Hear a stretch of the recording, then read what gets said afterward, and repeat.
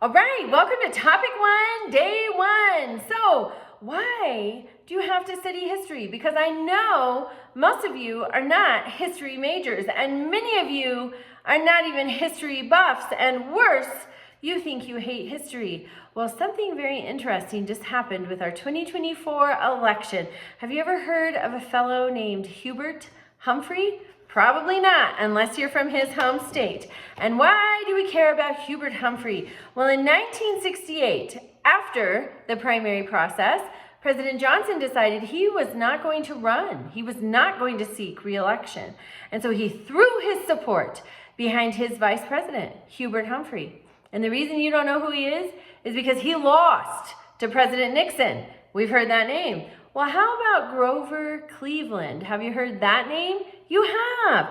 Grover Cleveland was our 22nd and 24th president. We have Benjamin Harrison in the middle as the 23rd president. Grover Cleveland won the election in 1884, lost in 1888, and won in 1892. History repeats, and that's why we study it. We humans, we don't change much. Our motivations are largely the same throughout all of recorded history. The oldest recorded history we find in the Bible. What's one of the first crimes in the Bible? Cain kills his brother. Why does he kill his brother? Because he's jealous. Because Abel did exactly what God said and got the reward. Cain was trying to cheat the system, and you can't cheat God.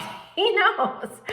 But our motivations have not changed much, and this is why history repeats. We as humans, we are driven by greed, love, power, very similar desires throughout all of the ages. And as you study history, you'll see that. So, had Kamala Harris had a historian on her team, maybe we could have had a different outcome, because that's why we study history. We see characteristics of things and we know, hey, this has happened before. This is looking like it did before. And then we can jump in, okay, here's what happened last time, disaster. We're going to apply this because we want to have a better present and a better future. That's why we study history. I welcome you to class. Make sure you get your summary of current course knowledge in today. That's just what do you know? What do you not know? Make sure that you get your introductions up by Wednesday. Those are my favorite. I love to learn a little bit about you.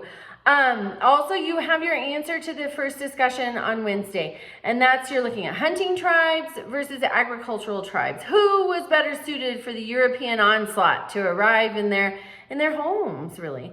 And then you have your answer to discussion question 2 on Friday. Why did England want to colonize here in America? And you have a journal assignment on Sunday. You might be a descendant of immigrants. You might want to use something from your own family history or something from the readings. Basically, you're putting yourself in the shoes of an immigrant.